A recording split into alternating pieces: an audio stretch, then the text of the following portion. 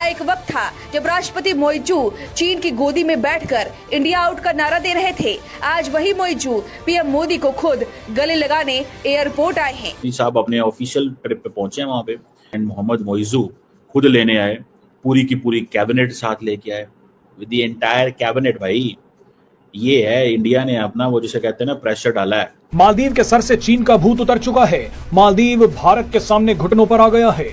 India ने pressure डाला है, कैबिनेट लेके आए हैं और कह रहे हैं कि जनाब हम आपको वेलकम करते हैं 60वीं इंडिपेंडेंस डे पे। मोदी जी को सब याद था। चीन के लिए भारत का अपमान, सैनिकों को बाहर निकालने की धमकी, बायकॉट इंडिया की मुहिम। लेकिन कहते हैं ना, सुबह का भूला अगर शाम को लौट आए तो उसे भूला नहीं कहते। और पीएम मोदी ने भूला समझकर मोहम्मद मोइजू को माफ तो कर दिया, लेकिन एक लाइन में सुना भी डाला। क्या आउट हुआ 60 दिन के अंदर, ओनली 60 डेज, 60 दिन के अंदर ये लोग बाप बाप करने लग गए। 60 दिन के अंदर ये लोग बाप बाप करने लग गए। और इनका जो टूरिज्म का मिनिस्टर है वो इंडिया में आता है, दिल्ली, बॉम्बे और बेंगलोर में भाई, और रोड शो करता है कि प्लीज मालदीव्स आ जाइए, प्लीज मालदीव्स आ जाइए, अपनी क्रिकेट टीम को लेकर आइए। Karma has a last laugh. भाई कर्मा ने एंड में हंसना था और वही बात हुई है कि वही बंदा जिसके अगेंस्ट बाइकआउट कर रहे थे, जिसको इनका वजीर मशीर गालियां दे रहा था, आज उसको वो इनवाइट कर रहे हैं विद प्राउड कि भाई आप लोग आए, हमारा 60वां जैसे इंडिपेंडेंस डे है तो वो आके मनाएं। और देखिए एहतजाज बाइकआउट तब होते हैं जब घर में रोटी पकती है। जब आपको रोटी के लाले बढ़ जाते हैं ना तो फिर आप बाइकआउट नहीं कर सकते। बाइकआउट किया था इन्होंने इंडिया के साथ, क्या हालात हुए थे। उन्होंने लक्षद्वीप की तरफ जाना शुरू कर दिया। मालदीव सारे के मसले, सारी चीजें बंद, खाना पीना, बिजली, हर पास पानी भी इंडिया से आता वो भी बंद। मैं वही कह रहा हूँ, हर चीज बंद हो गई थी। कोविड के बाद मालदीव की इकोनॉमी बुरी तरह से चरमरा गई। विदेशी मुद्रा भंडार सितंबर 2024 में सिर्फ $440 मिलियन बचा था, मतलब सिर्फ 1.5 महीने का आयात। ऐसे में भारत ने तुरंत $750 मिलियन की करेंसी स्वैप और $100 मिलियन के ट्रेजरी बिल रोल ओवर की मदद की। भारत की मदद बिना शर्त थी, जबकि चीन की मदद शर्तों से जकड़ी हुई थी। नरेंद्र मोदी हैं, उन्होंने इस चीज को अंडरस्टैंड किया कि जितना पैसा देना है तुम मालदीव्स में दो और मालदीव्स की लॉयल्टी ले लो।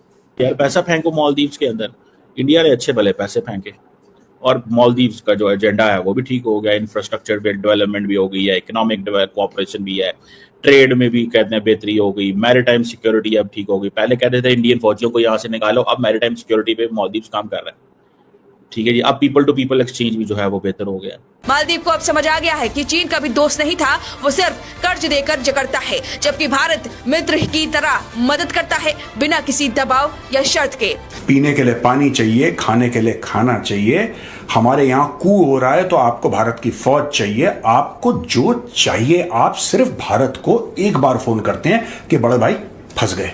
उसका कारण यह है कि China will never help you.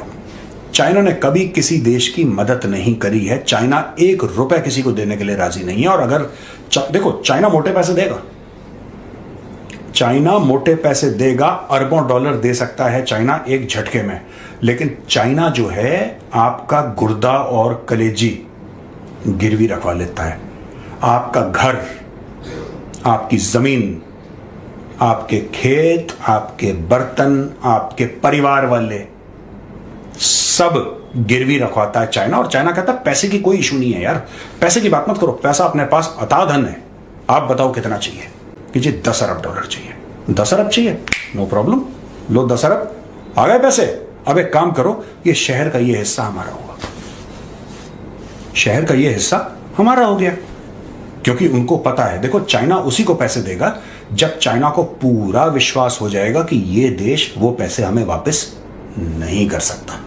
समझ रहे हैं दोस्तों? वही चीज उसने मालदीव्स के साथ करी, वही चीज उसने बांग्लादेश के साथ करी। आज की तारीख में बांग्लादेश के नाक से खून निकल रहा है। दे आर सेइंग कि हमारी इकोनॉमी सिंक हो रही है। वो इकोनॉमी जो कि एक जमाने में लोग कहते थे देखो यार इकोनॉमी ऊपर जा रही है, ऊपर जा रही है, ऊपर जा रही है, लेकिन नहीं, now their economy is sinking.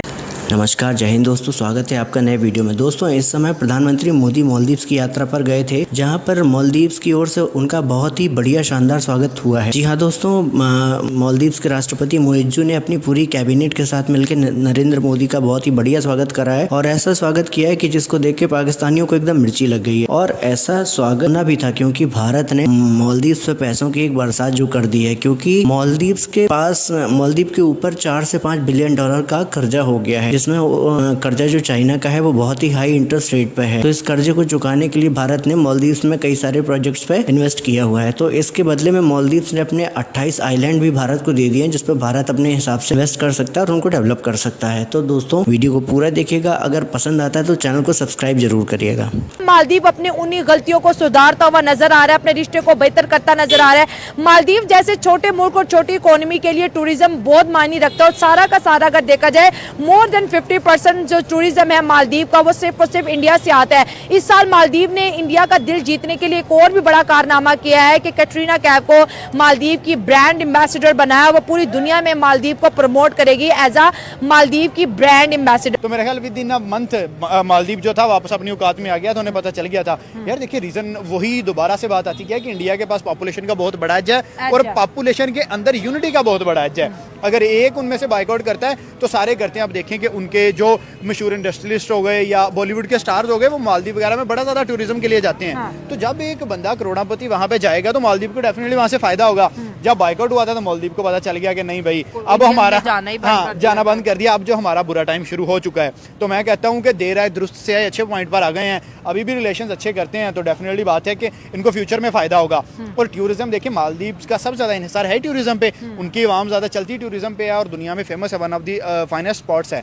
लेकिन देखें अभी जैसे उन्होंने इनवाइट किया है तो ये मालदीव उन्होंने ये भी एक बात शो करवाई है कि यार अगर एक बंदे ने गलत बयान दे दिया तो दैट मीन्स के पूरा मालदीव खराब नहीं है, वहाँ पे अच्छे लोग भी मौजूद हैं और उन्होंने ये स्टेप लिया है। मालदीव के अंदर इस वक्त चाइना की भी बड़ी इन्वॉल्वमेंट और इंडिया चाहता है कि मालदीव से चाइना को उखाड़ के फेंक दे। कभी चाइना उन्हें फ्री में पानी दे रहा होता है, कभी चाइना फ्री में उनको खुराक वगैरह दे रहा, क्योंकि आइलैंड्स है मालदीव के पास।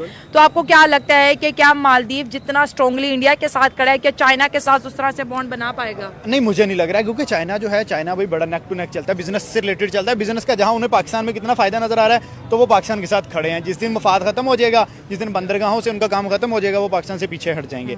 और अगर बात करें मालदीव और इंडिया की, उनका एक अच्छा रिलेशन है और अच्छा एक रिलेशन बिल्ड कर रहा है। और इंडिया के पास भाई 150 करोड़ की पॉपुलेशन है। उन्होंने तो एप्पल का जो स्टोर टेस्ला का स्टोर हुआ है महाराष्ट्र में ओपन, तो उन्होंने कहा हिंदी में लिखो इसके ऊपर टेस्ला, उन्हें लिखना पड़ा है। उन्हें ये बात मानना पड़ी है।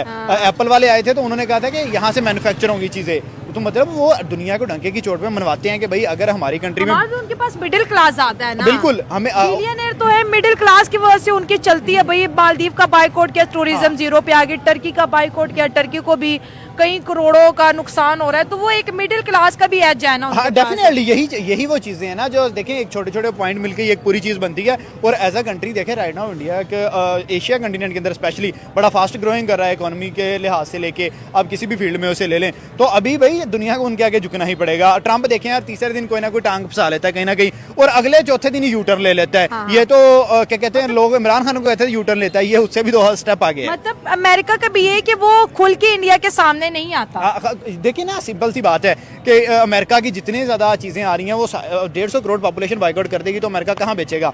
अमेरिका, चाइना, इंडिया ये आपस में लड़ेंगे भी लेकिन ट्रेड भी करेंगे, इनकी मजबूरी है। इन्होंने अपना माल निकालना ही निकालना है, एक रकबे के हिसाब से बड़ा है, एक पॉपुलेशन के हिसाब से बड़ा है। तो डेफिनेटली बात है इनके जो मामला है जैसे मर्जी चलें, जैसे मर्जी होते रहे, जो मर्जी होता रहे। बट बात करने की ये है कि मालदीव कैसा अपनी औकात पे है कि मोदी को उन्होंने इन्वाइट किया, आए जी आके हमारा 6 जो इंडिपेंडेंस डे है उसको एंजॉय करें।